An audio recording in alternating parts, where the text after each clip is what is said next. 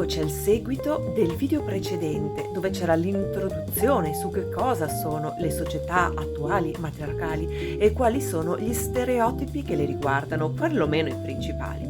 Questo video, la prima parte, quindi, che anticipa quello che stai per vedere, si trova linkato in descrizione e anche qui sopra, così tu puoi completare quello che vado adesso a dire, spiegando chi sono i Minangkabau, 6 milioni di persone, una società che è orgogliosa di definirsi matriarcato, e parleremo del ruolo degli uomini, di come sono riusciti a farla franca da alcune invasioni o conflitti nella storia, voltando tutti i possibili guai in loro favore. Vediamolo insieme. Sono diffuse ovunque. Allora, un altro degli stereotipi è che si tratti di piccoli villaggetti, a volte così, a volte no, prevalentemente agricoli, a volte così, a volte no, e che si tratti quindi di poche centinaia di persone. Ecco, io ho scelto oggi di parlare dei Minangkabau, dell'isola di Sumatra, esattamente per questi stereotipi. I Minangkabau, tra quelli che vivono nel centro, insomma, e quelli che vivono in periferia, possiamo parlare di 6 milioni di persone, 3 al centro e 3 in periferia. Sono solamente dediti all'agricoltura e alla pastorizia? No, anche, ma ci dice l'autrice, impegnati negli affari, nella politica e nella cultura, sono oggi attivi mercanti, commercianti e amministratori. Non c'è professione moderna che i Minangkabau non abbiano intrapreso. In Indonesia sono considerate persone cosmopolite e con un alto livello culturale, oltre che molto portati per gli affari. Si costituiscono attorno alla legge matriarcale, di cui vanno estremamente fiere e fieri sia le donne che gli uomini, e che si chiama Adat. Una cosa curiosa è che l'Adat è discusso, scritto, studiato e diffuso dagli uomini. Una vera e propria attività dialettica di cui loro vanno molto fieri e di cui si considerano i protettori, quindi hanno un ruolo molto forte.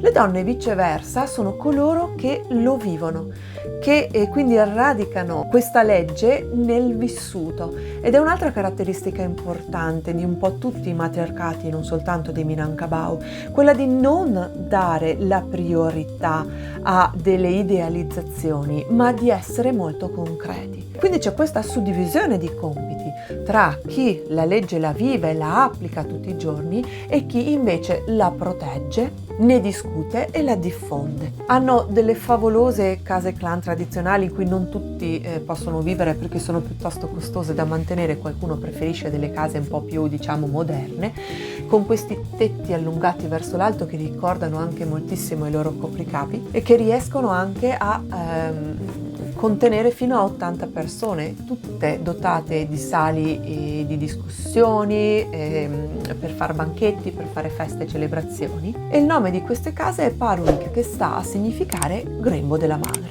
C'è una particolare forma di appartenenza della casa e delle terre coltivabili che riguarda le donne del clan, e sono considerati beni invendibili. Questo espediente avrà avuto un ruolo fondamentale in seguito, quando abbiamo avuto l'Islam, così come anche gli olandesi che hanno avuto delle mire sulle terre dei Minangkabau. Ma in realtà non è proprio una vera proprietà privata, è più un'appartenenza e una custodia dei beni che devono essere mantenuti per essere portati avanti nel clan.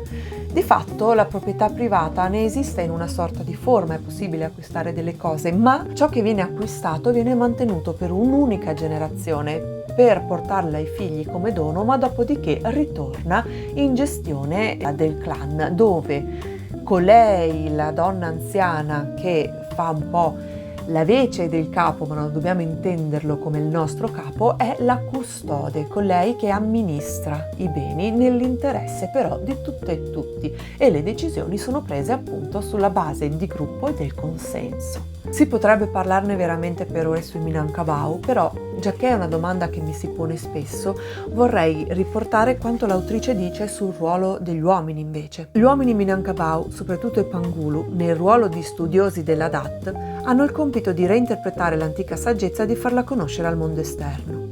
Il loro ruolo è descritto come la fronda arricciata della felce che circonda le spore con guscio protettivo, perché tutte le metafore della legge matriarcale si riferiscono alla natura. È questo il modo per un uomo, se è padre, di proteggere la sua famiglia dal mondo esterno o, se è zio materno, di far da guida ai bambini della sorella.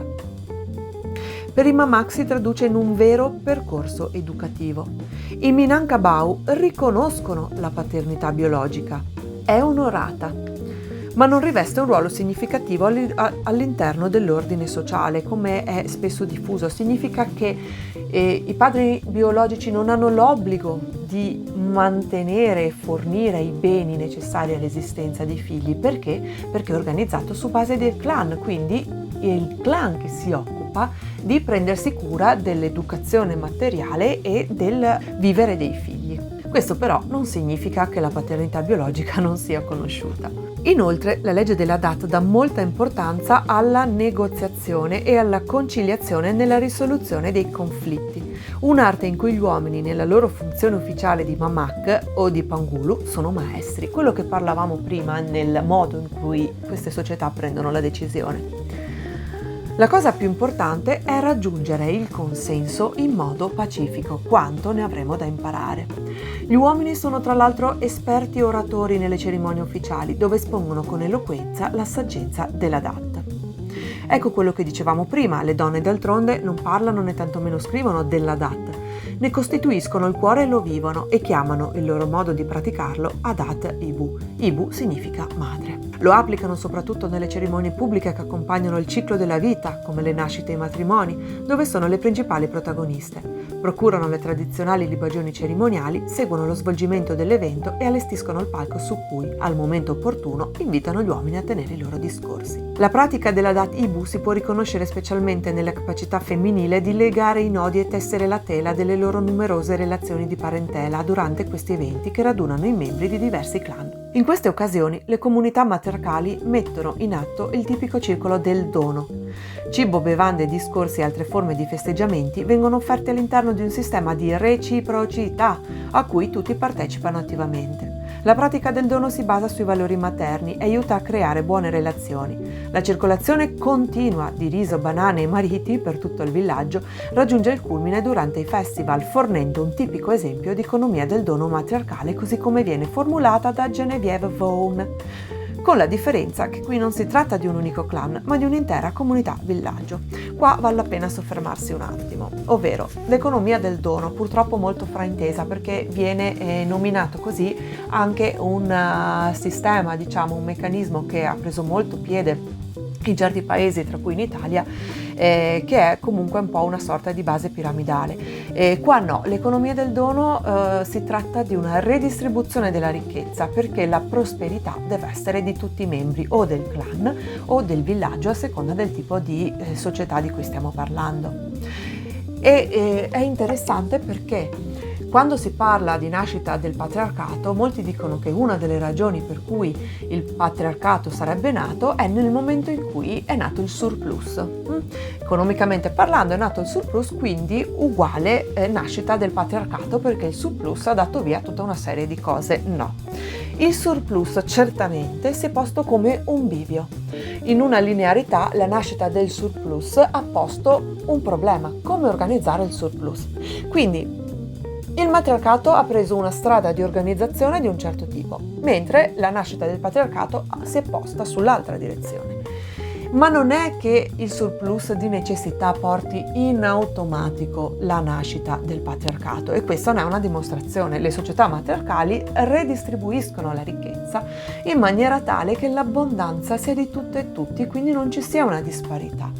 Questo è retribuito socialmente con il riconoscimento. A pagina 262-263 c'è un riassunto di come i Minangkabau abbiano reagito alle invasioni. Ecco, io penso che questo dovrebbe essere studiato obbligatoriamente in tutte le scuole di ogni ordine e di ogni grado. Perché?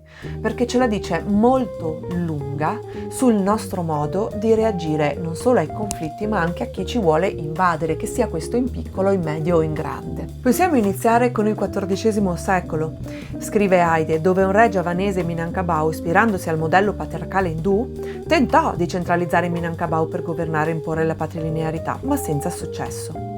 Le repubbliche villaggio indipendenti, perché sono strutturati in repubbliche villaggio, ciascuna che si autodefinisce, sempre però in un contesto di adat, di legge matriarcale, respinsero ogni sua ingerenza nei loro affari. Non riuscì neppure a imporre a Minangkabau tributi sufficienti per assoldare delle truppe ed esercitare la sua influenza.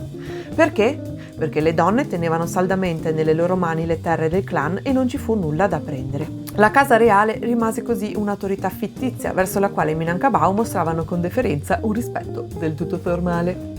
Abbiamo poi l'invasione dell'Islam nel XVI secolo e qua, ci dice Haide, la situazione si fece molto più difficile. Perché? Perché ogni villaggio doveva avere una moschea che finì per sostituire la casa degli uomini, dove i giovani erano soliti trascorrere il tempo quando erano lontani dalle case del clan materno. La moschea quindi servì da scuola coranica per gli uomini e introdusse la lingua e la cultura islamica. Però nei villaggi i maestri del Corano si scontrarono con i Pankulu, gli insigni rappresentanti dei clan matriarcali, esperti dell'insegnamento della Dat, che avevano l'incarico di far rispettare le sue regole. E quindi come si è fatto? Ci si è fatto la guerra? No, si è arrivato a un compromesso, che fu essenzialmente questo, la nascita di un proverbio Minangkabau. La Dat si basa sull'Islam e l'Islam sulla Dat. In realtà si tratta più della seconda, cioè di come sono riusciti a far aderire alcune cose dell'Islam sulla legge matriarcale. Il fatto che i Minangkabau non siano conosciuti come cultura matriarcale è proprio perché sulla carta, se noi guardiamo e apriamo i libri di geografia, la religione ufficiale scritta è l'Islam. Questo fa sì che si ignori totalmente invece la legge matriarcale, che è la Dat e che è quello su cui ancora i Minangkabau si fondano. Questo riconoscimento ufficiale ha fatto in modo che l'Islam fosse tenuto all'interno dei propri confini. Le donne nel frattempo continuarono ad appoggiarsi l'una all'altra nelle case del clan e a gestire da sole i loro affari. Poiché per legge a nessun Pangulu era permesso di esprimere opinioni all'esterno senza prima che fossero vagliate dalle donne, che così potevano portare correzioni necessarie, quello che dicevamo prima, no? Questo significa che tutte le decisioni dovevano essere prese in questo modo. Nel momento in cui invece si è cercato di attribuire la capacità decisionale solamente all'uomo, i valori matriarcali sono così radicati che questo non ha preso piede, quindi non è stato possibile smantellare la loro civiltà, cosa che invece è successo da noi. Nel riuscire a dividere le donne, a metterle una contro l'altra, si è riusciti comunque a spostare il potere. Qua è dividi et impera, ragazzi miei, dividi et impera. Abbiamo un altro tentativo nel XIX secolo da parte dei fondamentalisti islamici che hanno dato via alla cosiddetta guerra dei padri contro i Minangkabau. Perché? Perché tentavano di abolire la matrilinearità e l'eredità in linea materna dei beni del clan. La guerra si concluse con l'intervento degli olandesi che avevano delle mire sulla terra di Minangkabau. Questi ultimi però, cioè i Minangkabau, che hanno fatto? Hanno detto: ah sì, ci sono anche gli olandesi, sfruttiamo la questione. Hanno approfittato con arguzia delle contese fra olandesi e musulmani, volgendole a loro favore. Come? Coltivarono a orto la terra che gli olandesi reclamarono per le piantagioni, rendendola in questo modo definitivamente terra dei clan, cioè la terra coltivata. In quanto tale non poteva essere venduta. La strategia funzionò e siccome gli olandesi temevano la ribellione che sarebbe potuta nascere se avessero toccato la terra del clan, spostarono le piantagioni nelle zone di confine. E qualche decennio dopo, che c'è stato un altro tentativo di accentramento da parte del governo indonesiano che abolì l'indipendenza delle repubbliche dei clan e indebolì di conseguenza l'autonomia delle donne Minangkabau, è riuscito ed è durato per una trentina d'anni, ma nel 91 sono riusciti i Minangkabau a riprendersi con pazienza in mano la situazione e abbiamo il ripristino del sistema Nagari, cioè appunto di queste repubbliche indipendenti su base di clan, per decreto governativo e quindi alla restituzione di ruoli ufficiali alle donne come Bundo Kangwang. Quando poi è arrivata la modernizzazione, ancora in questo caso, le donne e gli uomini sono riusciti in qualche modo a osservare, anticipare il cambiamento, con questo sistema di rappresentanti che viaggiano a passarsi parola, trovare insieme delle soluzioni per ammortizzare il colpo e non soltanto neutralizzarlo, molto meglio, sono riusciti a rinforzare con la modernità la DAT invece che indebolirlo. Concludo qui per esigenza di durata di questo video, per far capire anche nei nostri conflitti, anche nel nostro mondo, quanto potremo imparare da queste società, e ne ho nominato soltanto una in questo tomo e nemmeno l'ho descritta accuratamente, perché altrimenti avremmo parlato probabilmente per qualche ora. Ma quando pensiamo a tutti i meccanismi di polarizzazione che diamo come risposta ai nostri conflitti, quando pensiamo al modo in cui reagiamo alle prepotenze altrui, forse dovremmo un attimino imparare prima i metodi, le pratiche e la mentalità, un pochino almeno, dei matriarcati, e portarle nella nostra cultura, nel nostro mondo, per produrre un'altra realtà che è assolutamente possibile. Spero di vederti ancora sul mio canale, ti lascio il link di iscrizione lì nell'angolino e ci vediamo presto. Le società matriarcali, studi sulle culture indigene del mondo di Heide Gottner-Abendroth, edito da Venezia. Thank you.